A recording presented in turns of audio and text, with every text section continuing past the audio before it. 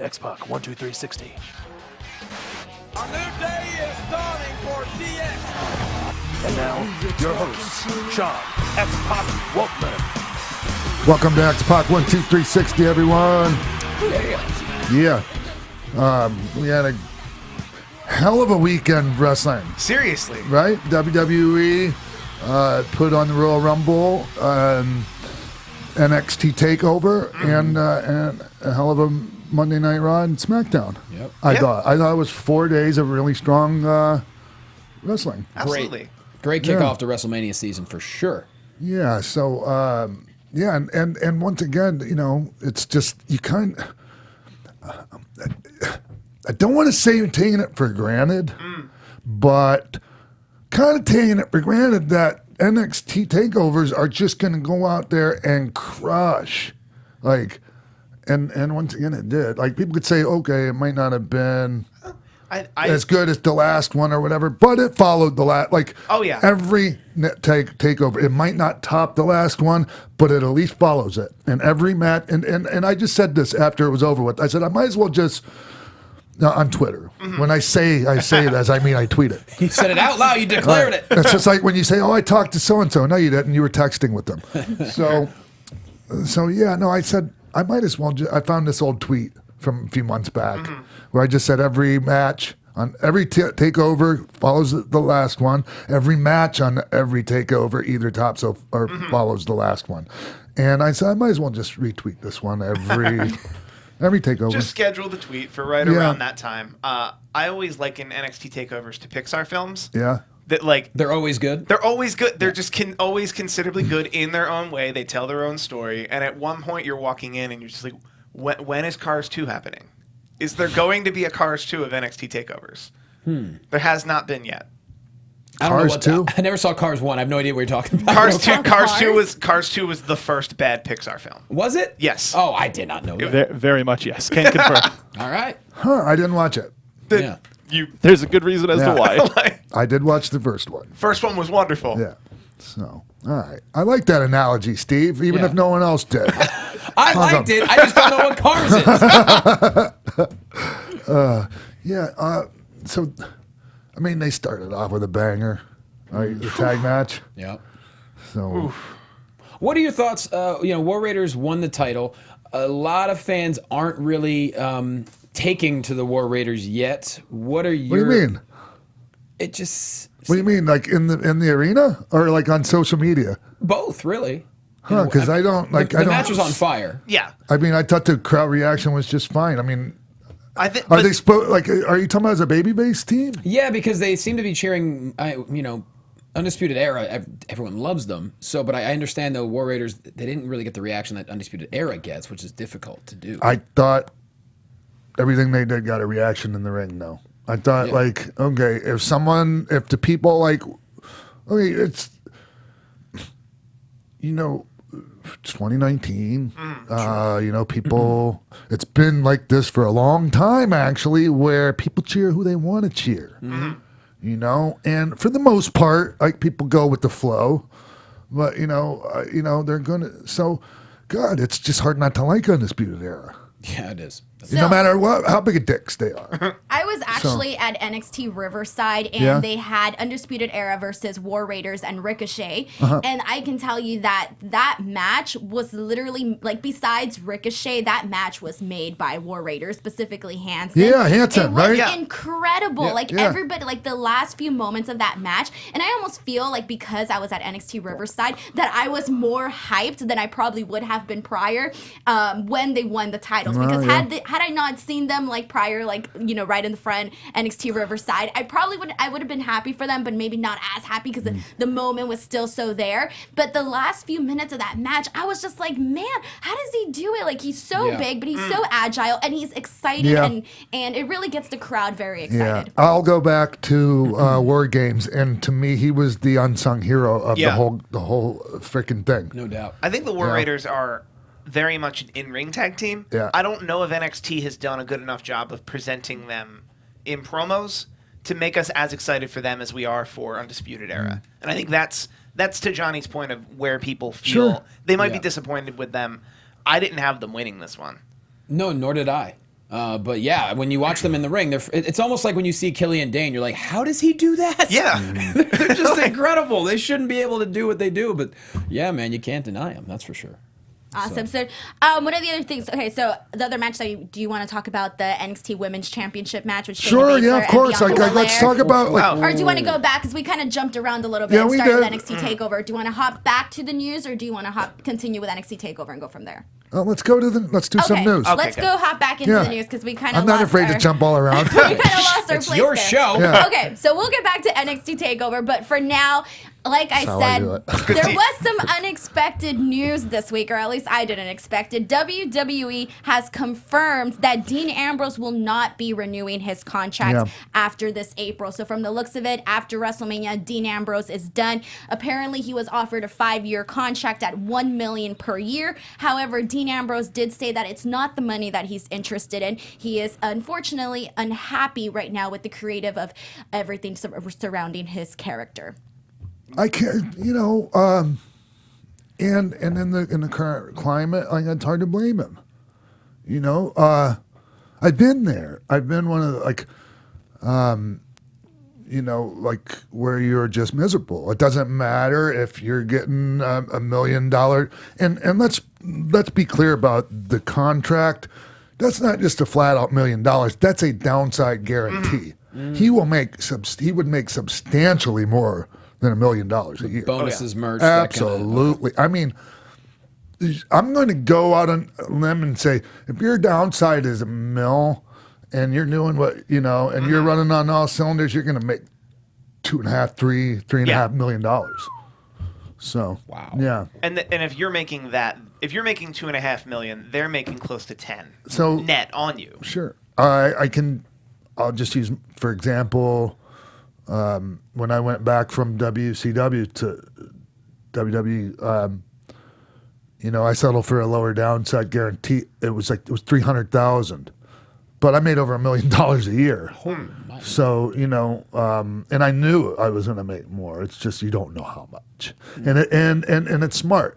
It's good for the talent because they know they have at least they're going to make this amount and they can plan for this, and at the same time there is an incentive to make more. Unlike WCW, when we were there, I got a $250,000 guarantee, but that's all I was going to make. I did make a little bit extra on some merchandising stuff, like a video game I was on, NWO versus WCW, or the 6-ball shirt. I made a few bucks off of that. But yeah, there's no incentive to go out and work hard in WCW unless you just have pride at work, which at some point a lot of guys kind of, and it was just, this is a hell of a gravy train we got going here. So, Sean, Till NWO showed up. 2 questions. I guess, first of all, I'll ask you, how do you think that now that obviously WWE knows that at end of April, Dean Ambrose is gone, how do you treat him from now until then? Like, do you, keep him off television? Do you, squash him? Like, what do you think should happen here? What do you think is going to happen? You don't abuse someone like that on the way out. You do not shame them, humiliate them, because you want them to come back. Just like the statement WWE made. A lot of people are going, oh, this must be a work because they never come out and they, say this type of thing. It's like, this is a different time. And Dean Ambrose is not a talent that you go, we wish you best of luck in your future endeavors to. Because you want him back at some point. Sure. So what was the question? Oh, that was my question. Because a lot of You people are answered it. wondering, if WWE is going to And- keep him off screen or, No, squash him and try and lower his stock. you essentially. you use him smart. You use him to do honors for other people on the way out, So you're thinking but he'll be, within reason. Within reason. so you're thinking he'll be on the WrestleMania card. Sure. Yeah. Okay. Yeah. I think early inclinations looks like it's going to be him and Triple H for WrestleMania. Oh. Is what, from what I saw in this Raw segment, I know we're a little ahead of ourselves, but from what I saw in this Raw segment where he interrupted the Triple H Seth Rollins, it looks like it's going to be Triple H and Dean Ambrose. What I think would be interesting is if Dean Ambrose goes over Triple H at WrestleMania, because Triple H usually lets a younger guy go over at WrestleMania, and then still gets to leave in April. If that's how they do it, which similarly that's what they do with folks they want to stay. Like I remember So- Rob Van Dam had his final match in WWE. He beat Randy Orton, and then his contract expired and he went away. I'm going. I don't think it's I think it's highly unlikely that Dean Ambrose is going over on Triple H on the way Fair. out the door. No, that's what I'm because Hunt. Okay, I know they got the win and everything, and Crown Prince Of course. Jewel or whatever the fuck you call it. But last WrestleMania, Paul and Steph lost. And people remember those things because guess what? Wins and losses matter. Get the fuck right out of town. Who would have? So I know. I just think historically Triple H loses at WrestleMania and then comes back for like a stadium show like Super Showdown or Crown He Jewel. beat Sting. Don't forget that. And yes, I do remember that was a few years back. yeah. That like technically speaking, he likes to let someone like Seth Rollins win over Yep. him, Sure. and then he'll spend the rest of the year getting it back to do it again for someone else. Is the pattern I've seen with him. Meaning, if I'm expecting it and I'm saying it now, that means it's definitely not happening. He's just getting a strong win this WrestleMania. Yeah. Yeah, I'm guessing. that's fair. And I gotta take. Hey, look, Dean Ambrose came back from his time off in shape, Sure did. looking good, like on point. Like his whole game was on point. Like every aspect was on point.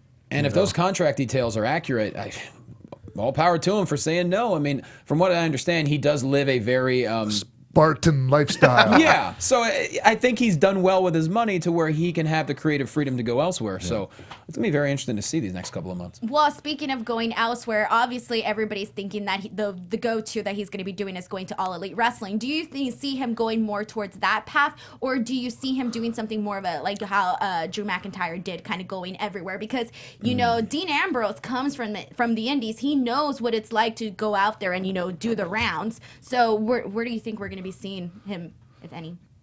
He's either going to show up in AEW or he's just not going. He's just going to go out and like find himself. Yeah. Fair. Go on a spiritual journey or some shit. Right? If anyone knows anything about the Jon Moxley history, he might be a wandering man for a while. Yeah. So Or he might do Double or Nothing and then be a wandering man for like a year or whatever. Right. I think with him leaving in April and Double or Nothing in May, since we're on the topic of him possibly going to AEW, is the non-compete something that comes with severance, or is that something baked into the contract that he has to do? It's usually 90 days. Right? It can be different. It has more teeth if there's some pay that comes along with it. Yeah. Right. So if there's nothing like that, and it just is like, oh, you can't compete, like usually those things don't hold up because like when other people have like come to WWE with those things in their contract, WWE's like, oh, we don't give a fuck. Yeah. Because let them try. It's a matter of size and care. That hypothetically, if he wanted to break a non-compete by going to Double or Nothing, and Double or Nothing didn't want to fight with Double or Nothing didn't care that it would be a fight with WWE, they'd probably just take on that fight. Oh yes. And he'd be worth that fight. Oh yeah. Yes. That's what it sounds like. See, like that's the thing is, right, when you get a cease and desist letter from a huge corporation like WWE, it scares the fuck out of people, and they go, okay. Whether like there's any real like, Exactly. whether they really have a leg to stand on, you don't want to fuck with them. It's a lot. And they could tie you up, and if like Because there's a floor full of rumors. There's a floor full of lawyers at Titan Tower that send cease and desists and look for situations. yeah, but like this. so like I can't imagine, the folks, the wonderful folks at AEW, at least the people that are backing it, being extremely intimidated by a cease and desist letter or something. I just don't see it. Well, since you've dealt with so many contracts over the years in your own career, can we assume there's a 90-day no compete, or is Yes. that okay? Yes. Okay, so that's even if the contract just expires, there's always a 90-day no compete. Yeah. Okay. And here's the thing about like those contracts: if you don't give notice 90 days before the contract's up, that shit a lot of times automatically rolls over. Almost always. That's how I got. You know, when everyone went to the NWO, Yeah. like legit, I would have been the first guy, except for like I didn't know when my contract expired your and it contract rolled over. just rolled over, Yeah, and they knew like I was already wanting to leave, and it rolled over, so I was fucked. Oh wow. Oh yeah. So now, Wow. And all right. from their point of view, it was like, oh yeah, little fucker, we'll show you. Inside info. so now I gotta ask: do you think that Dean Ambrose's future with the company says anything of Rene Young's future with the company? Yeah, no. Nope. No, not necessarily. Unless she just is like, I want to go work with my husband. I think she's happy. I think they're happy with her. And, and those things happen. Although I will say this. When one person in this industry works for one company and their partner works for another one, it creates a lot of times things don't end up working out. Hopefully, obviously, I don't mean to be, I think with her being putting that on anything. I'm just saying, but she's not in the same position he's in. She's not like on the road. Like it's not like she's on the 250-day a year schedule. Like she's at TV and can go home. So there's plenty of quality time between to be had. Yeah. Plus, I think with her being the first ever full-time commentator, I'd like to think that provides a decent amount of job security. Oh yeah, no, I wouldn't like. I want to think about that like from a now like because they're husband and wife that okay, there's residual heat on Rene. I don't think so. Yeah. That's fair.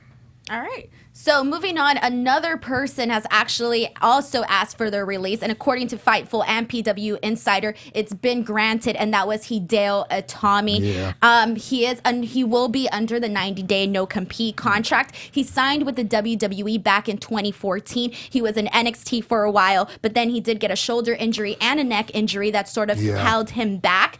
And as of 2017, he was in 205 Live. So I don't know what your thoughts are on that. Like.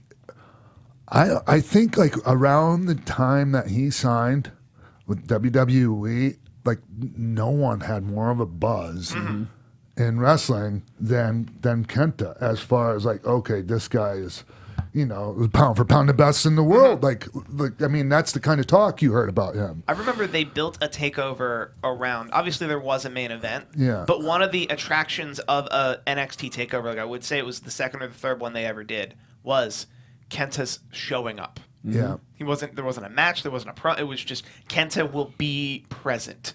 Yeah. And then they changed his name, and like that was a whole segment on a takeover. And that was like okay, and they don't do that anymore. Like a good thing too, right? Like okay, we got to change his name. Like, I mean, that's a big deal to me. Like okay, I mean he's KENTA. I think that protected KENTA just as much as it protected because NXT. of the run. Because of what the lackluster run. Well, because of what the run could have been, I think it protected both sides. So that's fair enough. I just like I'm just thinking about okay, just how like okay, he's so great of a performer. Everybody likes him too. I mean, I hear anything bad about him behind the scenes or any other for that matter. What a string of bad luck for him. Yeah, I mean those injuries. The shoulder's the most unstable joint in the body, and he had almost what some people, it's called the unhappy triad in the knee. He almost had that with the shoulder. He had so many complications, and God, it's really hard to come back from that. And it was gone for quite some time. Yeah, he had, and like after the surgery, it looks like his shoulder's mangled still, probably for life. Like that's how it's going to look forever. What he had, it's very, very difficult to ever get back to 100% for sure. And even if like you can physically, just what it does to you mentally.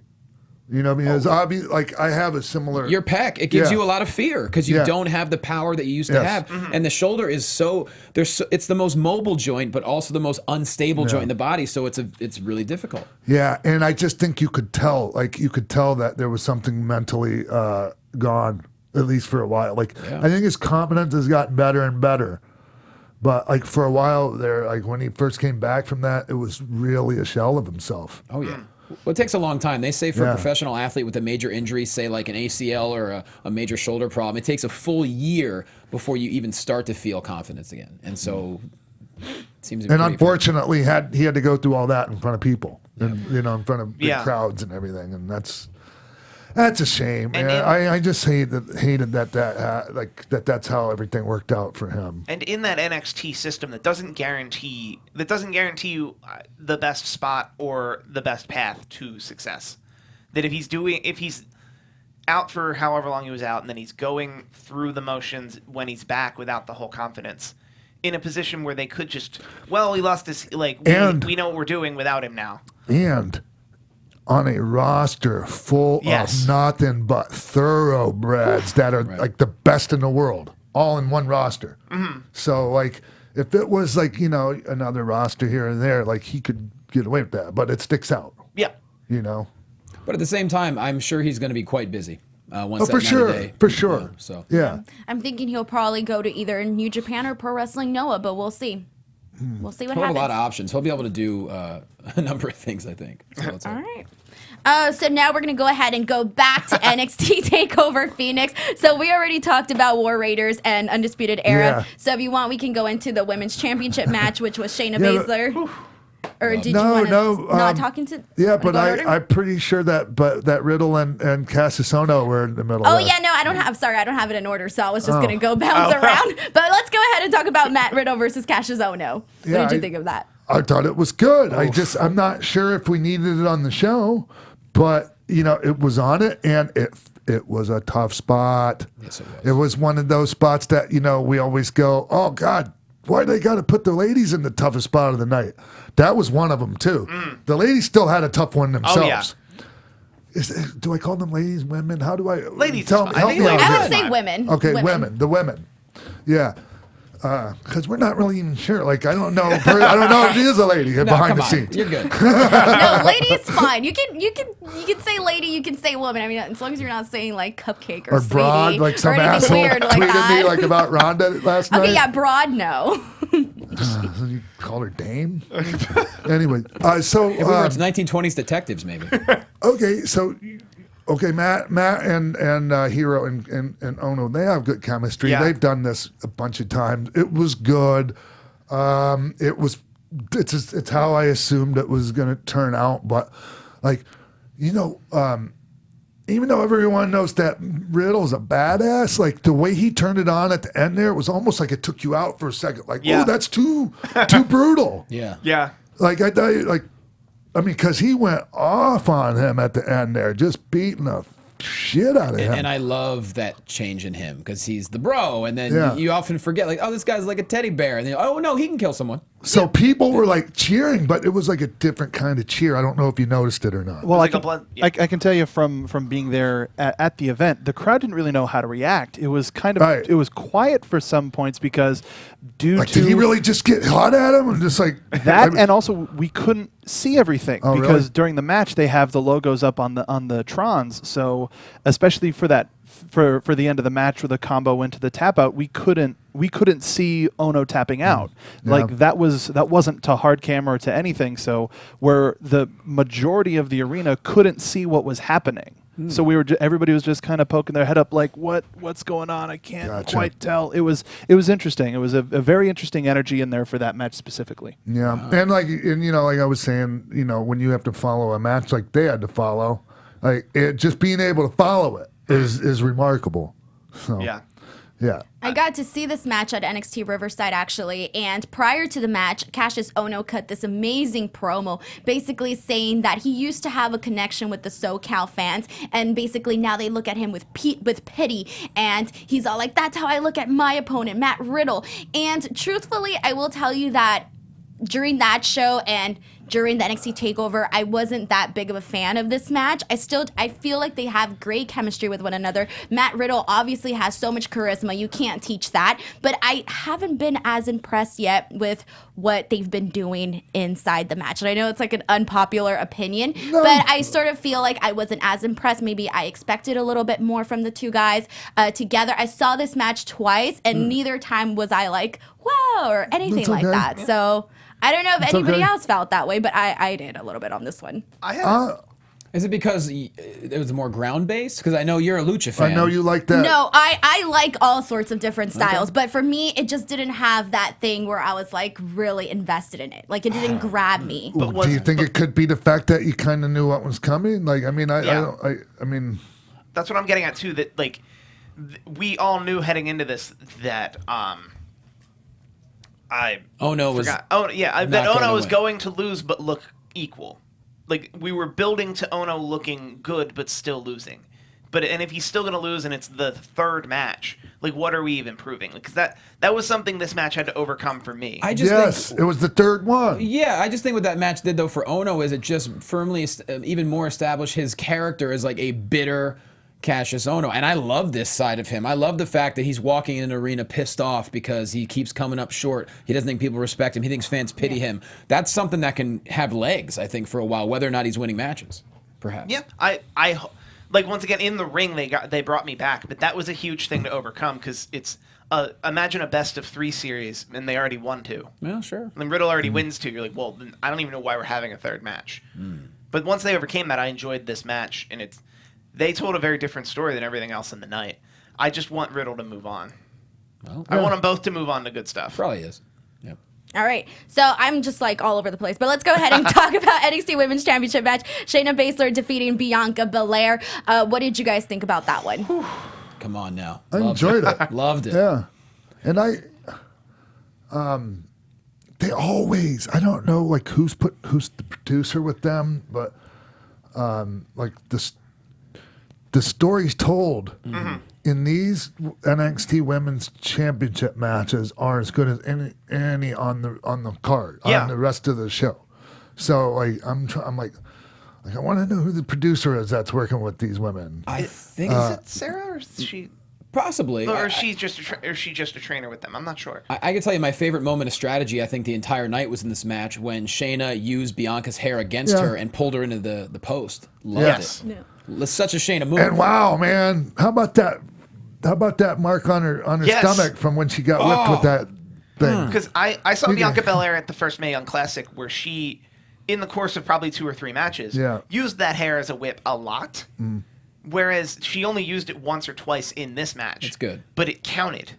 It literally left a mark. It's almost like savoring it instead of overusing it. Yeah, instead of very much overusing it. I'm not saying she overused it in the Mae Young Classic, but I am saying they got it over, or that early. That was earlier in her career where they had to get it over as a form of offense she uses.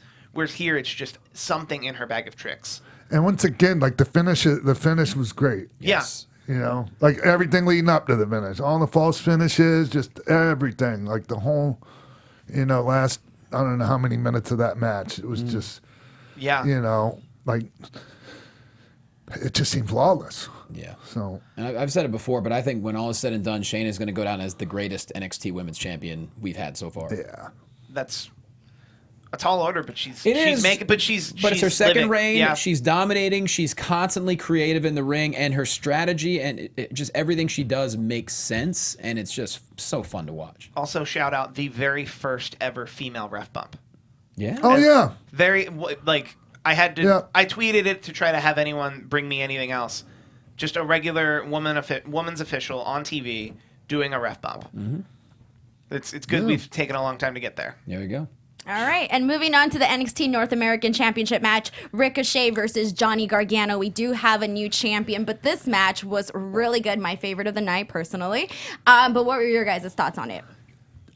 I think it was better than really good, Denise. Okay, it was really great then. It was so good. I get so concerned. How many times was Ricochet on his head? I'm just like, I don't know how they do it. It's unbelievable to me. It's such artwork how Ricochet just gets up from all of that, whether or not you win or lose. There must be some trick to it. No one ever smarted me up to it, so I ended up with 2 fucking broken necks. Jesus. No, I think when he says one and only, I think that's also what he means, that it's a certain level of balance and also I think luck. Luck or just steadfastness to just know to just wind up on his feet more often than not.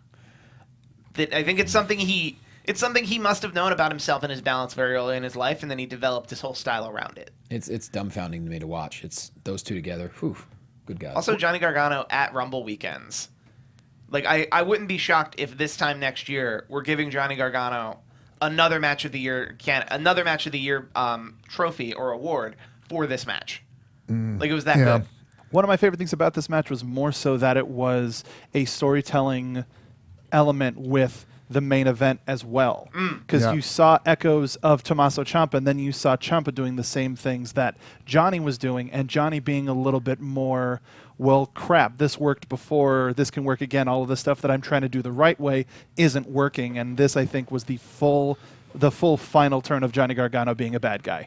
And sitting there, I was like, I don't know how I feel about this match. I really enjoyed it, but there's something missing until the main event happened, and sort of, and then you saw them standing tall on the stage, and then it's like it was a 2-fall DIY match without knowing it. I love the storytelling that they did with this match and the next one when it came to Johnny and Tommaso. Loved it. And a 2-year payoff if you think about it. Yeah, at least. Cool. All right. Well, Mark opened it up for us. Tommaso Ciampa retained his title against Aleister Black. Any thoughts on that one? Strong. Yeah. That was a strong main event. You know,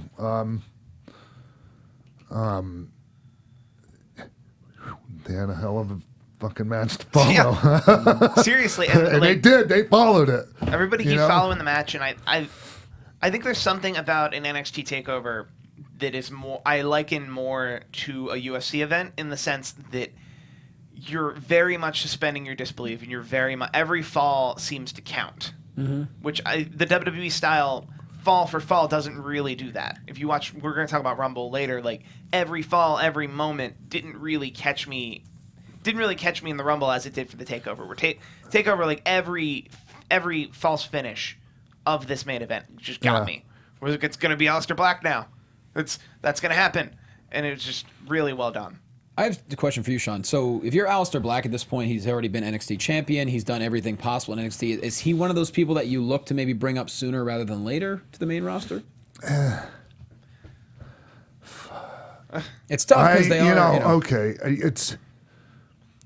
You want that for him because unless they figure out a different way of paying, like it would be, more money. And that's kind of what the goal is, I mean, money is a thing, We make money, like we kill our bodies, and like the money has to be extremely important, right? Because like we're fucking broken down and all fucked up at the end of all this. So like he deserves to make that money, absolutely. And that, but like I would just be real, I would want to make sure, like, I knew what the plan was. Yeah, and, sure. I've been pretty cautious these last, 3 or 4 takeovers to be very cautious of how and why I'm saying WWE should call this guy up. Because it was that mentality, both internally and externally, that has led to that has led to a lot of people that were like, man, if they were creatively their best in NXT. If they're creatively their best down in NXT, maybe they should have just stayed there until the WWE had something for them to do. Well, it took a lot of guys to get their footing. It took Neville to become a heel before. It took Tyler Breeze to become a fashion cop before, anyone really understood him on the main roster. So it's a risky endeavor. And it's a risky endeavor, and you have to have something to do. Like the Kevin Owens call-up is a great example of... That worked. They knew what they were doing. He was NXT champion, but he wasn't going to bring the belt onto the main roster. He beat John Cena 3 times. That was how Kevin Owens was made, by being called up. And Samoa Joe similarly. So you come up and great path. You come up and actually are equal to other people. Like you're equal to where they want you. No Way Jose. It's unfortunate.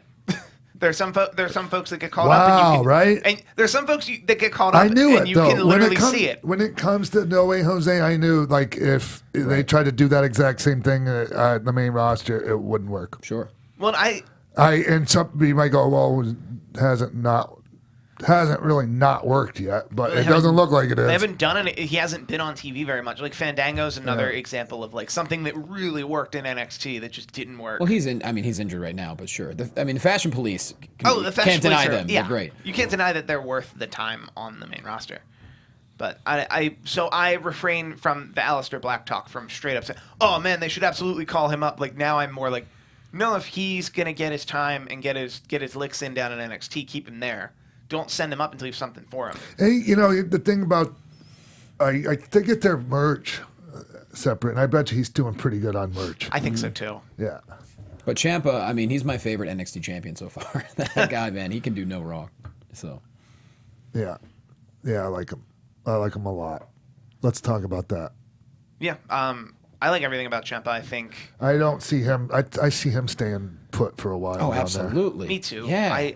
And honestly, I'm weird about this, but I see, and I like really want good main roster tag team wrestling, and I think the way to do it is for 6 to 8 months from now, Ciampa and Gargano come up as a tag team into the main roster, into the title scene immediately, and then everyone else has to build around them as a tag team that's so strong that they were both single stars in NXT for a very long time. Mm-hmm.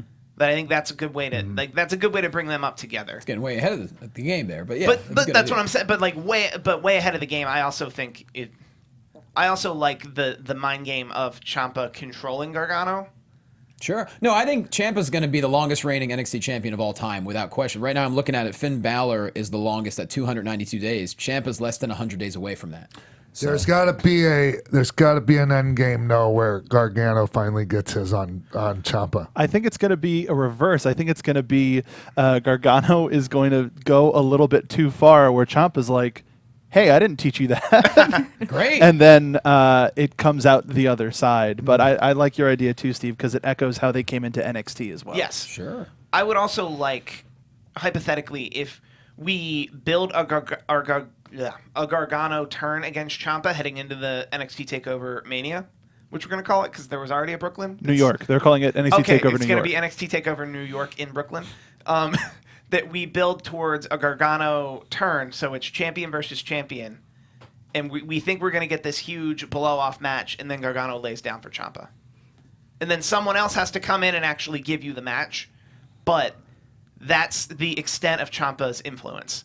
That he's going to make Gargano give him both titles. A lot of free time lately, Steve. A little bit. Well, I work from home. We all know this. Works. Oh, fuck.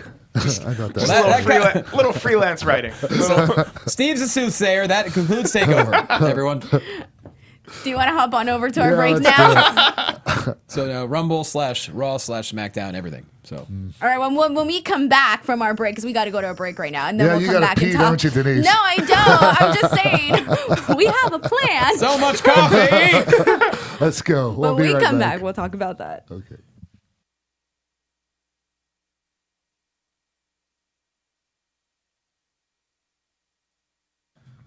Welcome back, everyone.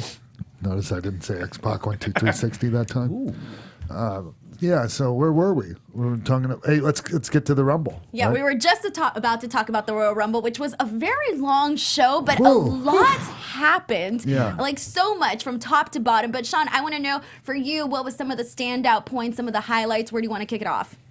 Well, the first thing that pops into mind is the Asuka and Becky Lynch match. It was a very nice match. Very good match. Very good opening match too. Very good. And boy, a lot of people didn't like the tap out. Yeah. I read Bubba Dudley go, "Oh, she shouldn't have tapped out. She should have passed out." And I get that, but I can almost guarantee you that idea was passed around and somebody probably went, "That's too much like Austin." Well, and Bianca Belair did that the night before. I know they're claiming that those are different universes, but I think I don't think it hurts Becky that much. No, it doesn't. Clearly It doesn't at Yeah, all. like- It didn't. It doesn't at all. All it did was just help Asuka. Yeah. Yeah. In the meantime, keep her strong and keep her a viable opponent, contender, whatever the And fuck you keep her want to from call being it. the transitional champion we all worried. Right. We all She's- worried when she became champion randomly at TLC. Yeah. Yeah, she's going to have a Well, big match I with didn't somebody. worry, but Yeah, I we understood could what have you're saying. worried. Yeah.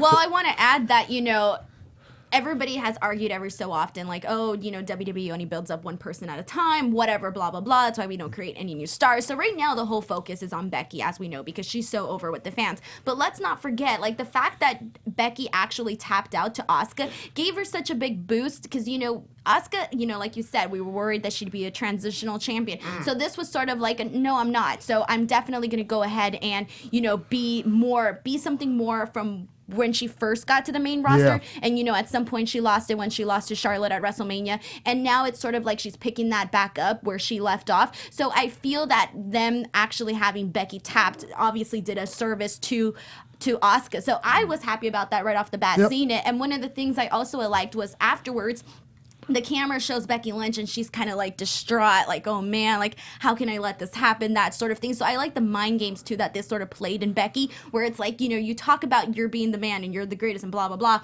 and then you lose. So I like that it's sort of like a personal turmoil sort of thing. Sure. Also, hypothetically, if the plan is for Becky to stand tall at the end of WrestleMania, they already know where she's going. Like, she already has a pre-made next place to go after WrestleMania, which is something WWE isn't always great at. They build to WrestleMania and then what? They're like, I don't know. Whereas now it's like, well, now Becky has to circle back to Asuka. And that may or may not be by design. Sometimes that shit just ends up happening. That's fair. Oh, wow. Nice little residual effect we have here. I think a lot of us thought, oh, wait, Becky's got to get in the Rumble somehow. And obviously she found a way in. I think none of us knew Fit Finlay had authority. That's why I found that strange. I'm like, maybe Shane could have been the one to come out and be like, all right, you can go in. Or maybe something backstage could have happened. The authority of a Royal Rumble is very loose at best. Like, you could look beat at Nia someone. Jax, exactly. Yeah, you can just beat someone up and enter the Hey, match. just to let you know, Finlay has authority in every room he walks into. I believe he does. Trust me on that. Yeah. Yeah, who's going to say no to Fit at this point? I'm just throwing it out there. So... Oh, we're going to go to the Rumble when we get there. Yeah. Okay, all right. So the following match after this was the Miz and Shane against the Bar. It's good stuff. Yeah. Very fun match. Yes. Yeah, people liked it. I liked I like the Miz Shane Me too. Dynamic. I like the whole backstory and how I don't know, they skip into Raw. Was it Raw or was it SmackDown? SmackDown. Yeah, SmackDown. Yeah. Anyways, what the fuck? The whole thing, like with the video, and they show like how they, I enjoyed that. Miz was like, lobbying to be partners for. I enjoy these two working together. I think I have a crusade against how main roster treats tag teams. That they would much rather throw the Miz and Shane McMahon together than actually have a tag team do tag team. When you look at it that way, I mean, but that's not anything about the match or what I was presented so much as an overall trend I don't like. The actual match I enjoyed. Well, that was Shane McMahon's second title win, actually. First one was me. What did you think of his shooting star press? It's really good. Yeah. Yeah, and I mean, just the whole match is, and leading, the finish. And when I say the finish, I don't just mean the shooting star press. Yes. A finish is sometimes like, okay, like for instance, I'm going to go use All Japan Pro Wrestling back in the day as an example. The fucking finish would be like 10 minutes long. Like okay, time to go home. Okay, that's another fucking 10 minutes. So when I say finish or when we talk about finish, like we as in wrestling, usually is everything leading up to the actual pin, like Right. Yeah, that pretty much Act 3 almost. Exactly. The Act 1 is we're going to start. Act 2 is the middle, and then Act 3 is the end. So and the finish is what, like, okay, that's where you start. Like, okay, this is where we want to lay stuff out. Like we can work without a net, add however you want to put it, like the whole match until you get to the finish. That's fair. I like and that. then that shit has to be structured. Anyone that goes, we just wing it. Like, if you want it just doesn't work that way anymore. Like, if you think that, like, that's how you do it, you're fucking wrong. Like, you can't just go out there and go, we'll just wing the finish. It'll be the shit. Unless it's like unless you have had a million matches with this guy, or woman, and like a Flair Steamboat where you could just call, or like, you know, the Mexican guys. Yeah. They've all worked with each other a million times and could go out there and call it in the ring. But they weren't really calling it in the ring fresh. They'd already done these things a million fucking times. Sure. I'm saying fuck a lot today. We don't have any sponsors today, so fuck it. Yeah. Now, in your opinion, as far as degree of difficulty from the top rope, is shooting star up there with one of the most difficult things to land? Because I have no idea. Okay. I've never even fucking tried it. Fair enough. All right, moving on. Match number Not 3. even in a pool. Sasha Banks, Ronda Rousey for the Raw Women's Championship. This was another fun match. I thought it was really good. I like the mind games that both Sasha Banks and Ronda Rousey played with one another, sort of trying to get under each other's skin, doing things that, you know, went with the other person. So I thought that was really well done. Yes, and I thought Sasha was credible doing it.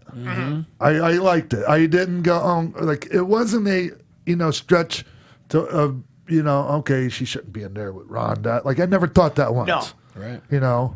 So, and I think they've done a pretty good job of leveling the playing field with Ronda and the other women.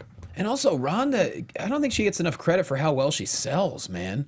Like Yeah, she does by some of us, you know, Yeah. and then other people shit on her, like, Right.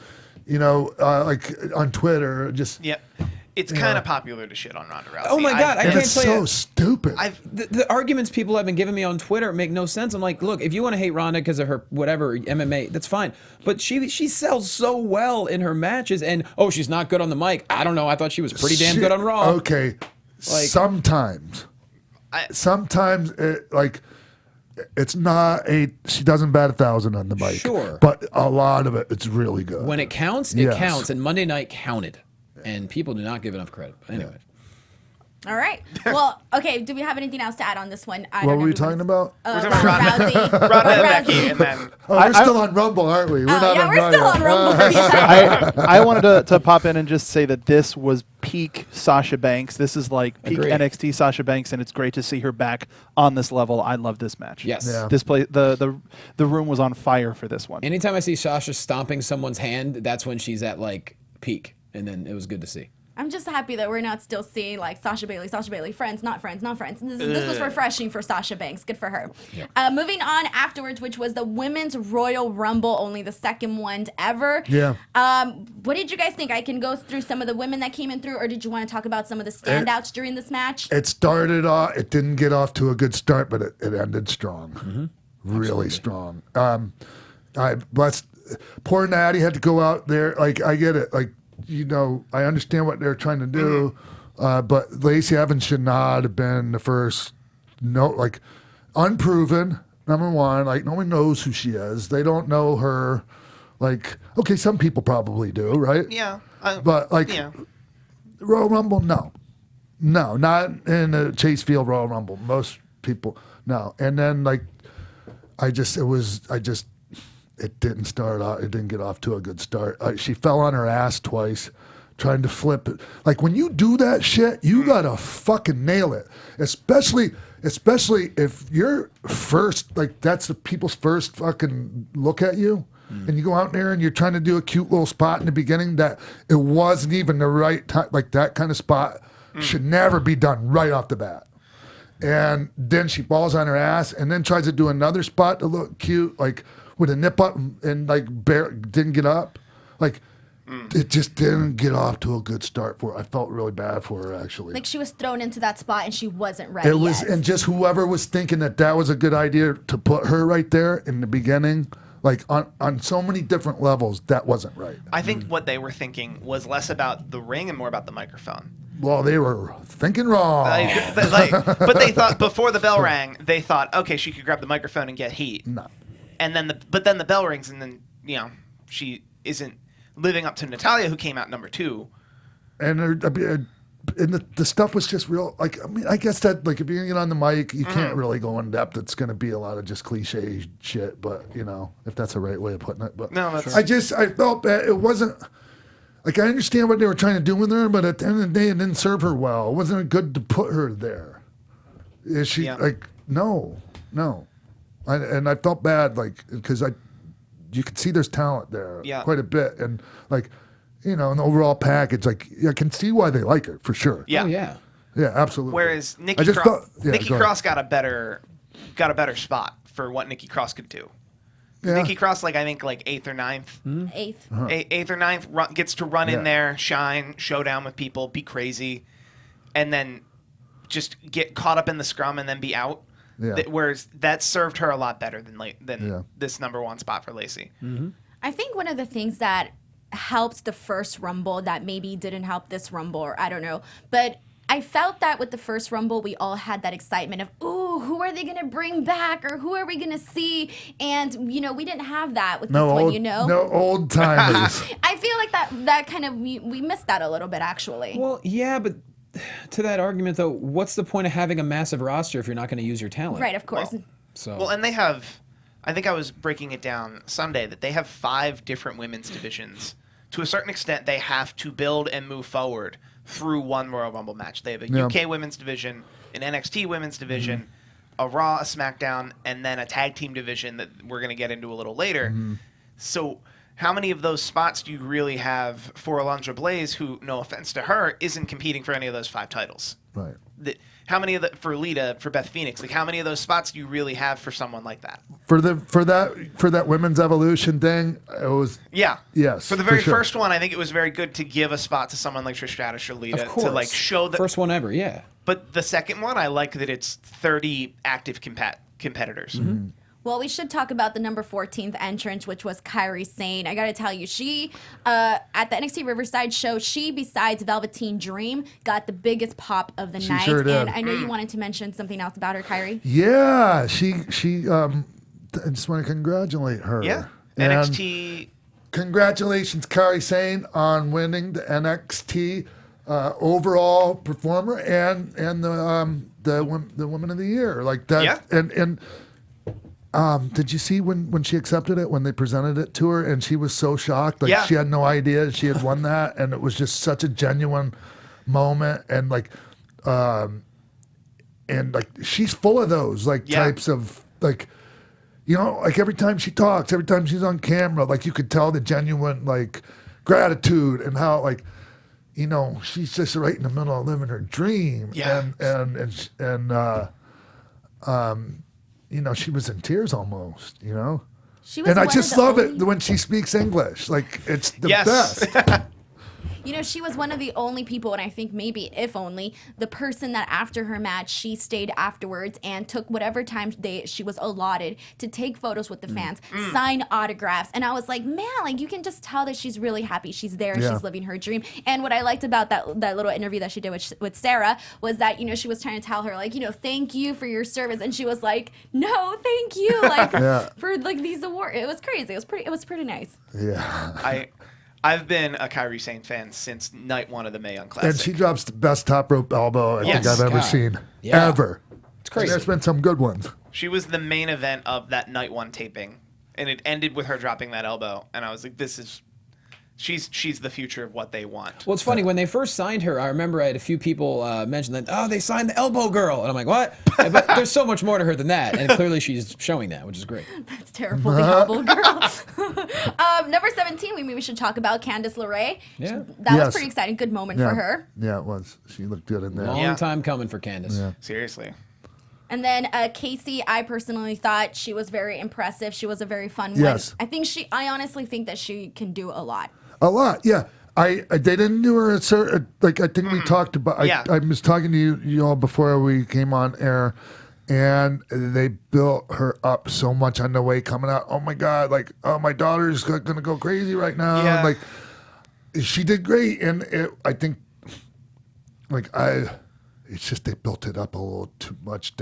Yeah. But with what happened. But with commentary talking about you, I think less is more in her position. Yeah. That because imagine if Ricochet turned up in the Royal Rumble, but they spent 3 minutes talking about he's the future of wrestling. You've never seen anything like it, anything ever. Yes. And then Ricochet might live up to that, but even Ricochet might not live up to 3 minutes of just hype.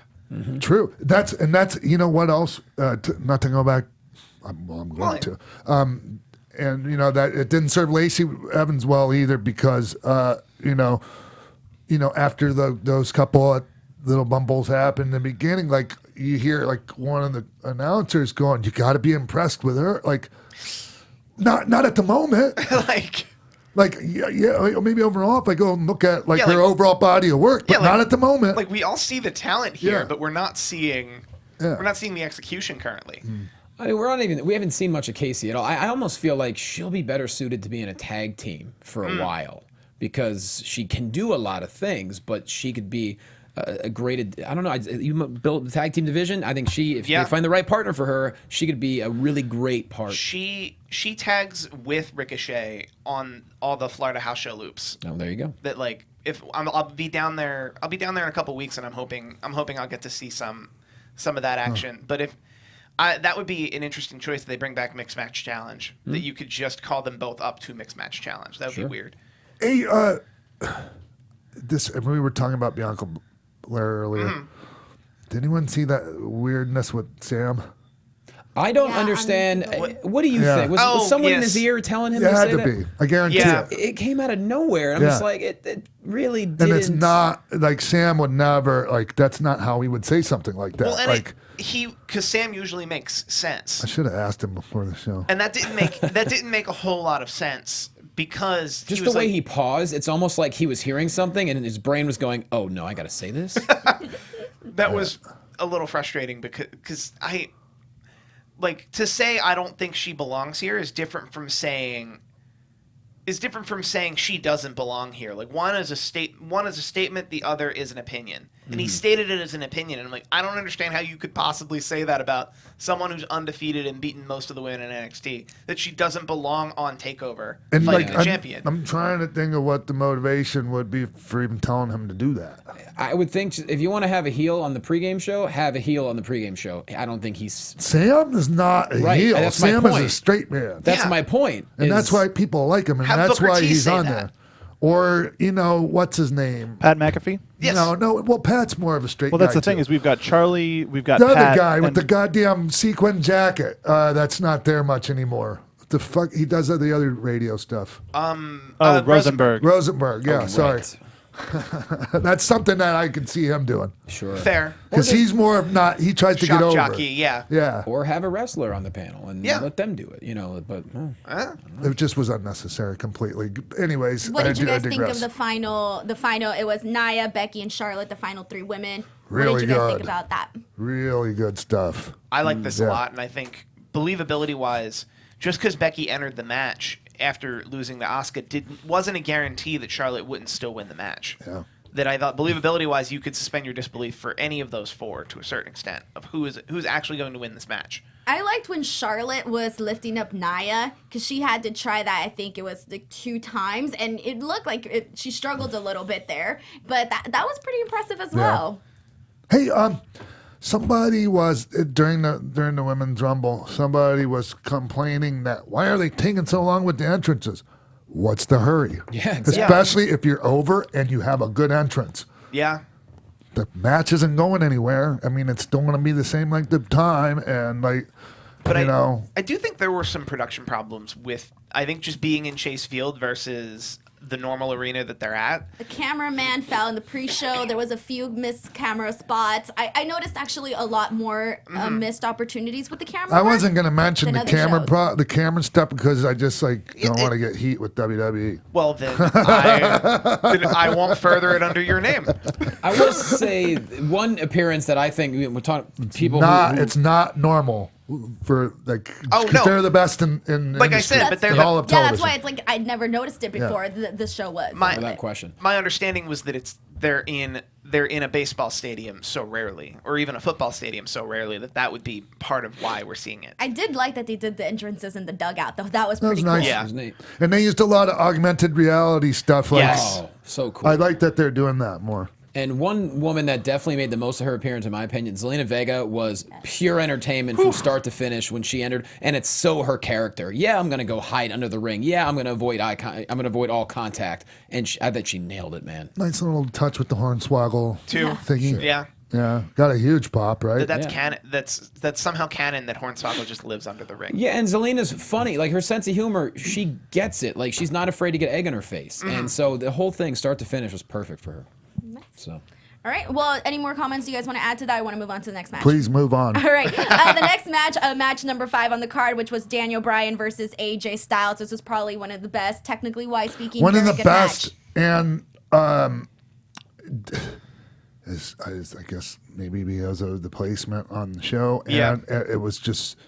The crowd was so not into it. At least the energy was so not there for a long time. The crowd was there for the entirety of the Royal Rumble match, and the second that it ended, people bolted to concessions, bolted to the bathrooms, because where we were on the field, the line for the bathrooms on the ground went all the way around and wrapped around several things. So there's a lot of people that were just gone for the first half of this match. So,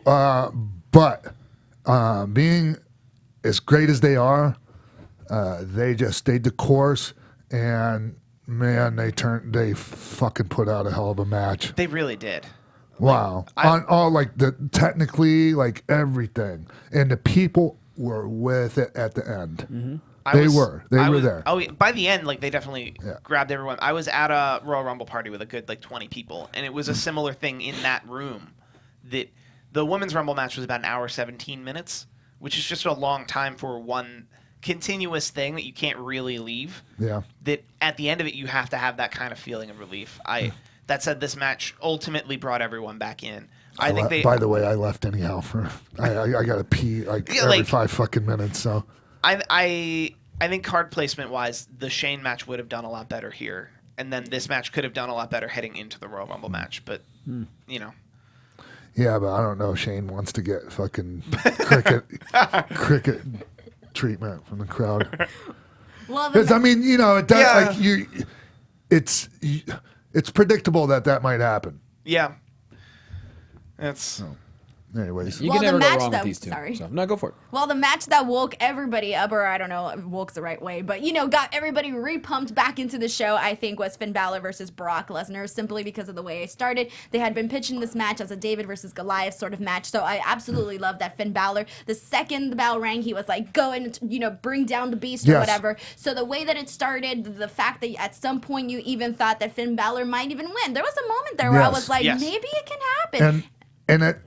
Because Brock, he did his role so believably well, and the selling and my thing with Brock has always been, since 2002 or when he first brought to the main roster, was okay. This guy's invincible. No one there has to be a chink in the armor. Any big monster has to have a chink in the armor, right? Mm-hmm. So that was the chink in the armor, the corner of the desk or of the announcer table, and the way he and just the way he works is so believable, and he's fucking great. Yes, he okay. is. Bottom line, and when I said so on Twitter, oh my God, he's not great. People get insulting with me. Oh, what a joke. The fuck you. You can say, I don't like how he does business. I don't like this or that. But when you don't give credit where credit is due, the joke is you. Yep.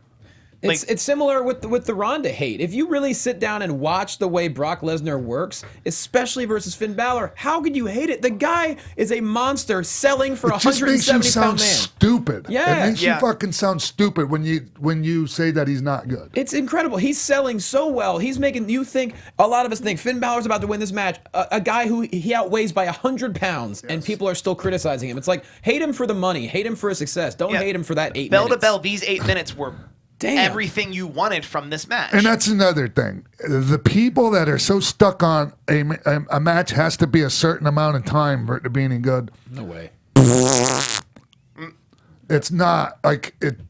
Look, that match was for.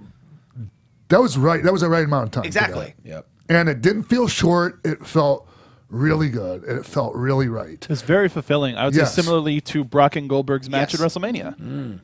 Yes. What did you think about the post-match beatdown?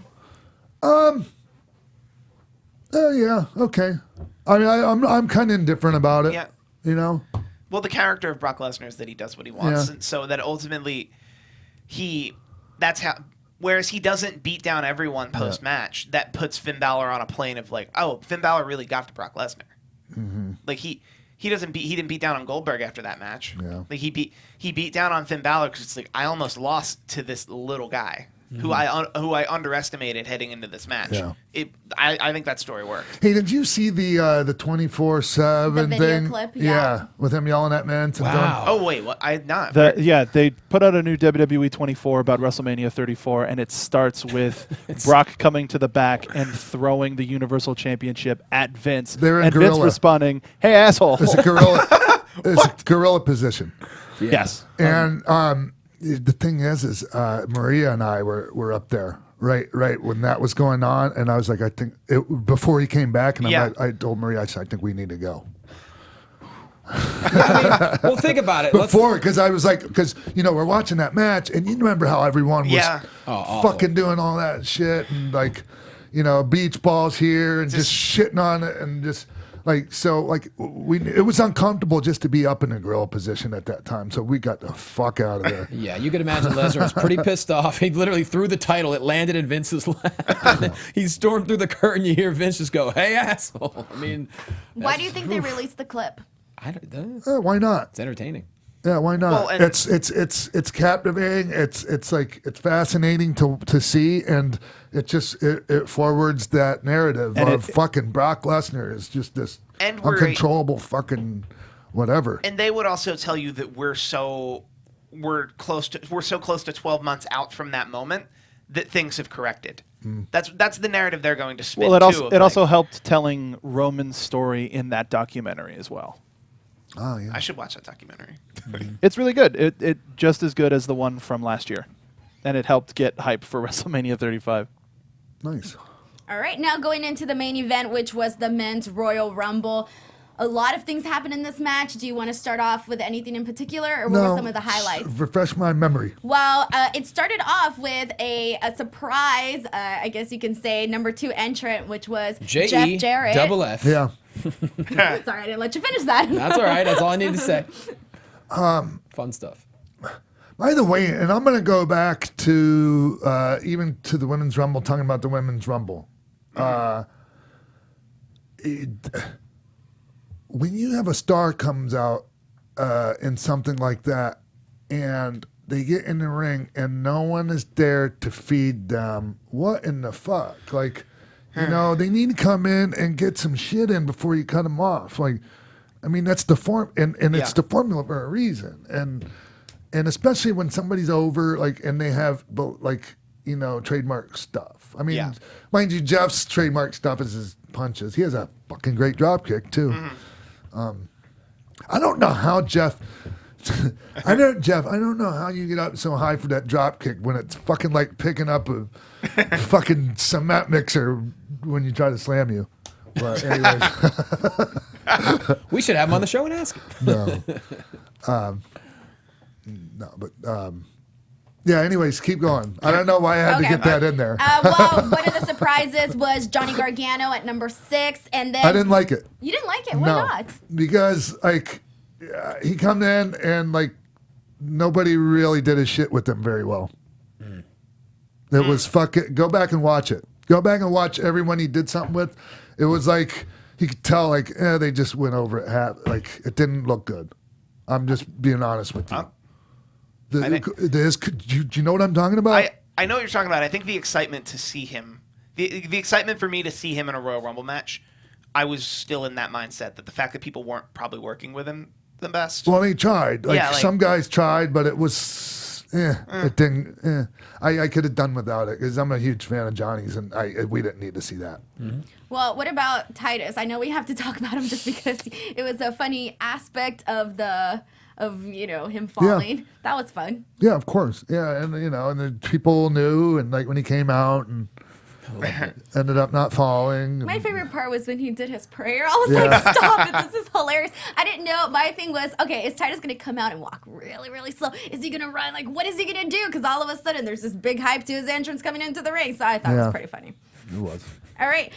Number 16, I guess we have to also talk about, he was personally my pick to win the Royal Rumble, which was Drew McIntyre. Yeah. And, I mean, Did you guys have any thoughts on him or anything? I was surprised when he got eliminated because I thought there was a really good chance he would win. Mm-hmm.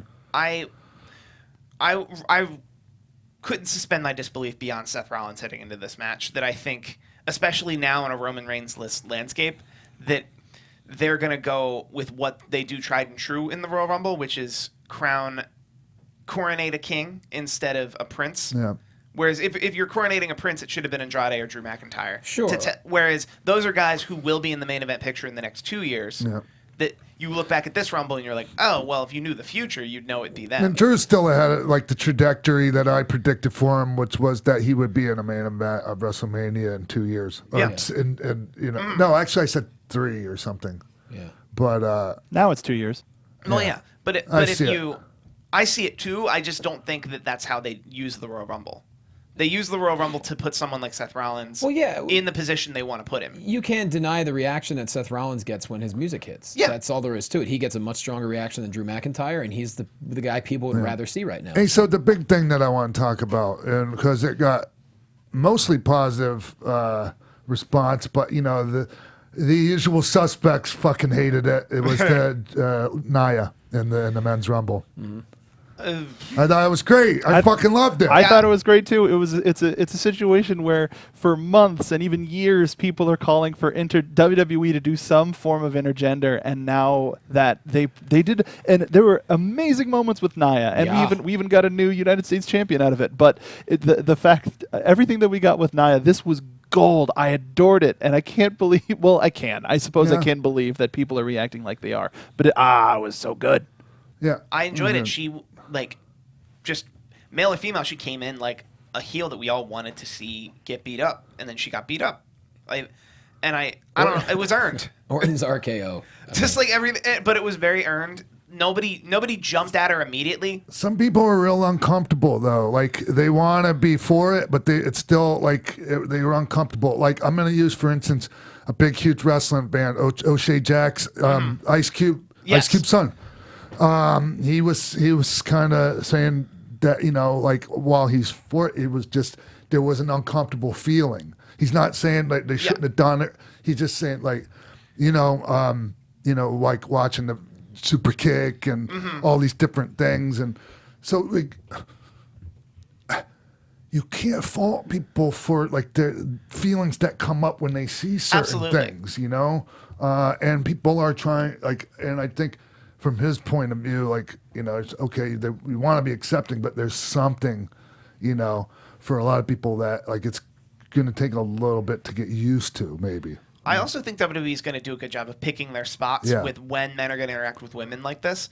Yeah. Nia Jax chose to enter this match. Yes. And even then, beat down on a bunch of people, and even then people had to be hesitant to touch her. Yeah, and then the next night on Raw, she punks out Ambrose. Yeah. So she was once again in the position of power. But she's in the position of choosing. Yeah. She's choosing to be in a position where men can mix it up with her. Yeah. And I think this was well built. That anyone who's claiming straight up misogyny might be just looking at the screenshot and not the entirety. Well, the internet's full of triggers. Well. And people getting pissed off. So, And sometimes, these things, they can bring up stuff within ourselves that we might not be comfortable with about our past and how we've been to women, Yeah. So there could be different reasons for people feeling a certain kind of way about this. Absolutely. Yes. All right. Pretty much covers the Rumble, I believe. What did you guys have any thoughts on Seth Rollins actually winning? Was it? Makes sense. That's good. Yeah. Yeah. No, I mean, I don't know if it would have been my choice, but I'm not there all the time and don't know. There's a lot of things there's a lot of moving parts. And, Did you have somebody that you were pulling for, Sean? Not really. No. Yeah. No. I thought, okay, it would be nice to see Drew in it, but it wasn't. And then I like that Seth came in at number 10 and was a workhorse, because that's what Seth has been and will be moving forward. Hey, so Andrade, look, there was some good stuff in there. Yeah. Made it to the final four. Yeah. There was a moment where I was like, can it be? Will it be someone surprising to win the Royal Rumble? I was hoping for Andrade until I remembered that Braun was still in it.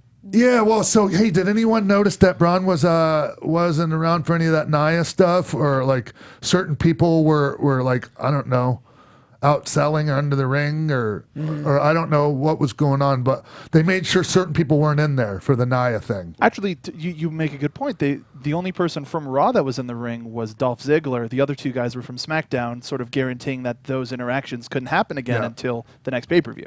Yeah. Well done. That's fair. Well done. All right. Now moving into obviously Raw and SmackDown, but we'll go ahead and start with Raw. Was there anything specifically that you wanted to talk about with Raw? I know there was quite a few moments. What do you guys think of the opening segment? I mean, well, first off, the way Raw ended, which with Ronda and Becky, I think that was, talk about a great conclusion. Yeah. Oh my God. I mean, the question is that, that everyone's asking, what will be the actual main event, as in what match will go on last? I mean, and what do you think? You think it's gonna be Ronda, Becky, or? It could. The official. It could change two or three fucking times We got between 2 now months. and then. Singles, three-way. Back to singles. Like the weather, the wind can change directions. Quickly. Sure. And so I'm gonna. Yeah. Well, because there's also someone made a Photoshop that kind of made the rounds yesterday of all 4 horsewomen in the ring at WrestleMania holding a championship, so that Sasha and Bayley are tag champs, Charlotte is SmackDown Women's champ, Ronda is Raw Women's champ. Which You mean Becky? Sorry, Becky. Yeah. I'm hearing they're not going with that 4 horsewomen. I don't think they are either, but that's a possibility. They did tease it a little bit though. I after the did. I saw session. that, but like, just in case, maybe I don't in know. the way that they want to be able to change with the Yeah. breeze, even from now, that's something that's still very much in the air. That it's like, well, if Charlotte isn't going to be in a 3-way match in the main event, and it's just Becky Ronda, that Charlotte can win, and then we can have that WrestleMania moment that they like to build of the 4 women that came up from NXT. Yeah. Denise, what are your thoughts as far as the women go? You know what? I obviously, for obvious reasons, I think that Ronda Rousey and Becky Lynch would be the thing to do, because we already know that Ronda Rousey has the star power, and we already know that Becky is the hottest, most talked about thing, and this would be the feud to put at the main event, not because they're women, but because this is the hottest thing people are talking about. This is what people are talking about. My point, so they actually earned the spot, because I know people would think like, oh, because Denise is a girl, she's going to be rooting for the women to be in the main event or for women to get this opportunity. You know but what, that's though, not the way I Denise? see it. You know what, though? It's perfectly fine for you to do that. Oh, too. no, but I don't feel that way, though. Okay. For me, I feel like those spots have to be earned. I don't care if it's a woman sure. or But you can or a definitely man hope. or whatever. But you can definitely hope that it's a woman Oh, more yeah, than a of man, course. and you have every right to do that. Is Well, what yeah, I'm saying. of course. But what I'm saying is that to me, that they earn that spot, because even like when I listen to, it doesn't matter what I listen to. If I listen to other podcasts, if I go on Twitter, what are people talking about? They're talking about Ronda. They're talking about Becky. They're talking about, what's going on with those women. So that's why they earned that spot. And to follow up your point, when it comes to the main event of WrestleMania, gender shouldn't matter. It should be what has the biggest story, what has the most hype, what has the best reaction from the crowd. You can't deny Ronda and Becky. And if you want to throw Charlotte in, great. Now, like you said, a lot can change over 2 months. But right now, ain't nothing hot. But Johnny, though, like ideally, like gender shouldn't matter. But in 2019, with everything going on, you and I both know that for them to have women in the main event of WrestleMania is a big deal. Big deal. Not just because of. It's a big deal because it's women. Just because of the struggle that women have historically always had just in society, but especially in this fucking industry. No doubt. So, I'm saying they definitely earned it. Yes. 1,000%. And it's funny because I remember sitting at Raw the night after WrestleMania at the monitor, and kind of by gorilla position, where talent sits and watches the show. And so Ronda came and plopped down next to me, and we started talking. And I told her that night, I said, "You're going to be in main event WrestleMania next year." What did she say? She thought it was nice of me to say that, and I'm like, I fucking guarantee it. And I won't pat myself on the back and say I've said this since the end of WrestleMania last year. Yeah. That it was going to be. Sorry, the do you ladies. think that it would take away from the match if they added Charlotte into it? Because, I personally enjoy the one-on-one Yeah. type of It's matches, a bigger especially deal for a main event. It's a bigger deal one-on-one. If they, I wanted to say that, generally speaking, it probably would take away, but it depends on how they do it. It depends if they can do it to where it makes sense for it to be a three-way instead of just shoehorning Charlotte in because she's supposed to be the anointed one. That's really funny that you say that. Becky, in response to last night's segment making the rounds, coined the hashtag shoehorn Charlotte. Oh, really? Yes. Yeah. Get the fuck out of here. Because Charlotte had a segment last night that was essentially I should be, therefore I want, therefore I will. And it was just kind of sort, but Charlotte essentially was just asserting herself without having to fight it, do a match or anything else. That it's very much. I mean, my issue is if they're gonna claim, if Charlotte keeps acting this way and they're gonna keep claiming oh no, she's the face. But no, I think she's. Who's the face? Or sorry, that Charlotte's the heel, or okay. Charlotte, or that they're saying that Charlotte's the face when Charlotte's acting like a heel. Hey, so let's and so on Monday also that the in-ring face to face with Charlotte or with Ronda and Becky, I put a tweet. I don't know if some people got it, some people didn't. I said it was a soft turn, and I felt like it was. I felt like it was had to have known that was going to turn the people a little bit against her. You would hope they did. You would hope that they. If not, I can't understand how somebody couldn't see that coming. So it just seems like by design, and I liked it a lot. Yeah. I don't think it's because there's certain people are going to love Ronda no matter what. Yeah. And. But those people aren't going to be. Those people aren't going to be at the Raw after the Royal Rumble. Probably not. So that I think part of it is that they're playing to. This is a international crowd, as they call it, a big fight crowd. Yeah. That the Raw after the Rumble, the Raw after Mania, those are rabid fans who are going to like who they like and cheer for who they cheer for. They're just going to be a pro Becky crowd. Yep. All right. All right. Did you guys want to add anything else? Any thoughts on maybe Daniel Bryan bringing in the hemp belt? Let's do it. Yeah, for sure. I thought we You should gotta mention gotta that. stoke my memory Yeah. here. I That feel belt that's was something cool. we need to talk about. Yeah. Hey, so did anyone see my tweet about it? Yeah, the Woody. The Ford Woody of championship wrestling belts. My dream car. And I everyone's- had to Google a Ford Woody. yeah. Oh, they're amazing. I want to get one so bad someday. Anyways, the title. Just when we think Daniel Bryan can't get any more Daniel Bryan, it's just incredible. Fucking, it's like, it looks like it's made from a burlap sack. Did you guys see his promo during the pre-show where he's holding the hamburger Yes. with the chicken nuggets? When he Yes. did that, I thought to myself, man, they could do so much with Everything he this does. character. And then he came out with this, and I was like, okay, thank you. They're keeping on par with this. Like everything he said was just right on the money. Yeah. Like, And just a quick comment on the Royal Rumble burger. It sold out before the show even I started. heard it. Yeah. Yeah. Before the pre-show or like before the main card? Before the pre-show. look at Before, the little turquoise. And Yeah. how hippie can yeah, you it's get? up on There screen should right be now. like some dream catchers on the. I'm not Anyways. gonna lie, I want one. Oh, trust me, you'll be able to get it online probably right now. And you'll be able to but you could also probably make it yourself. You find a nice fallen oak. That looks like one of the belts I had when I was back in backyard wrestling. There you go. I'm sure It's a yard of WrestleMania belt. weekend at the superstore that they have, I can already see those like in a like those bamboo Yeah. case. I don't know. You know, something's funny is like everyone's shitting on this belt. Like you're supposed to shit on it, you Right. dumbass. I love it, like when people are like getting caught up in the work and they don't realize it, and Yeah. they're just thinking like, I'm really mad, like because this sucks. Yeah, I mean, 'cause they're making you mad on purpose. Yeah, like the Dumb. whole- So, Dur, dur, dur. and the addition of Eric Rowan, that's gonna, you got to believe it's gonna assure him he's gonna hang on to that thing. Is for quite Eric a some time. vegan? Big ass vegan? I don't know. I wonder if I you know gotta he's a vintner, and they've mentioned that on commentary before. He makes his own wine. He's an intellectual. Oh, he's Back- definitely like a Mensa level Yes. IQ. Yeah. Someone shared a picture of his Titantron, and it's his name, and the O is the recycle sign. yes. I thought that Hey, was so seen that. you know there you go. when Sami Zayn finally comes back, I see him fitting into that group nicely. Yeah. Oh wow, yeah. And isn't he's fairly ready, right? No. No, never He's mind. physically ready. Well, yeah, mentally, he's just like, I'm good. Yeah.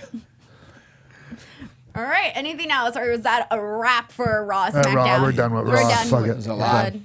Anything else from SmackDown? No, that was it. I mean, there's plenty, but Yeah, But our Truth truth. winning the United States Yeah. Championship That's great. and defending it instantly. Yeah, that was nice. And Happy then- for Ronnie. And then they set up the title match for Elimination Chamber, where it's Daniel Bryan, Samoa Joe. Everyone, basically. Oh, Jeff that Hardy- big thing. Did Jeff you like Hardy. that? I What'd you enjoyed- think of that segment?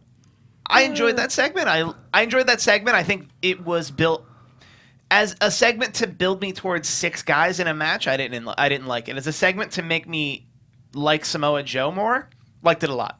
Yeah. That's how I felt about that segment. I'm hyped for this match. I thought Joe did the best. I thought he came out looking better than anyone in that segment. Oh yeah, I think On Joe the is. mic wise. He was Well, I a think- sniper, just picking Yeah. people off each. Yeah. I think Joe has been turning, like low key, been turning over some of the best performances the last like 3 or 4 And months. Mustafa Ali, every time he'd try to get a point in, like on the mic, he'd get cut off.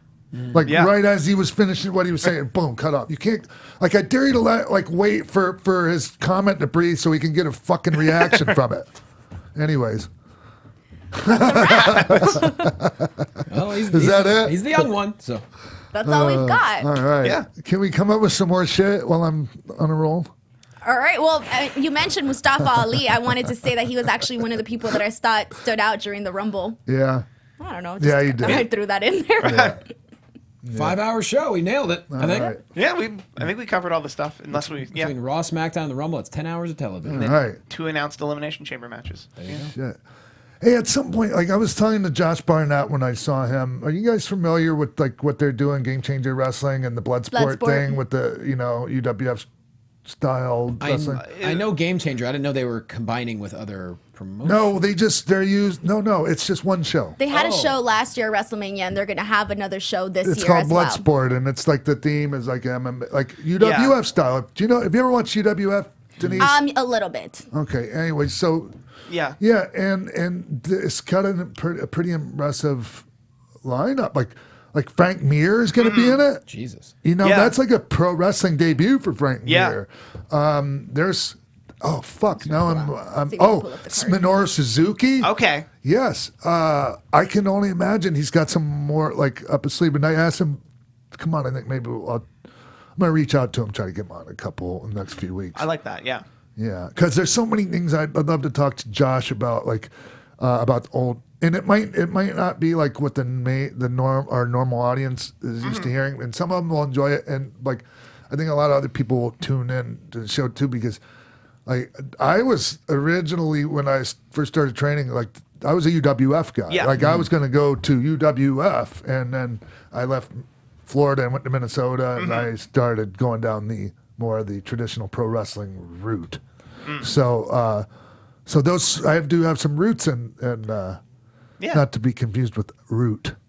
Right. Anyways, but I have some Yeah. But the show's some called roots. Josh Barnett's Bloodsport. It's going to Yeah. be Thursday, April 4th in Jersey City at 4 p.m. So that's going to really kick off the weekend, a WrestleMania weekend there. So, yeah, that's going to be interesting. Wow. Yeah. Most likely going to be there. So yeah, maybe we'll have Josh on, and if we can't get him in studio, maybe call him and Yeah. talk over the phone. So, anyways, I guess that's pretty much it. I think we're definitely there. We have recapped. All right, great job, you guys. Yeah. Thanks for having us. And we'll see you right here next week from the beautiful AfterBuzz Studios right here in North Hollywood, California.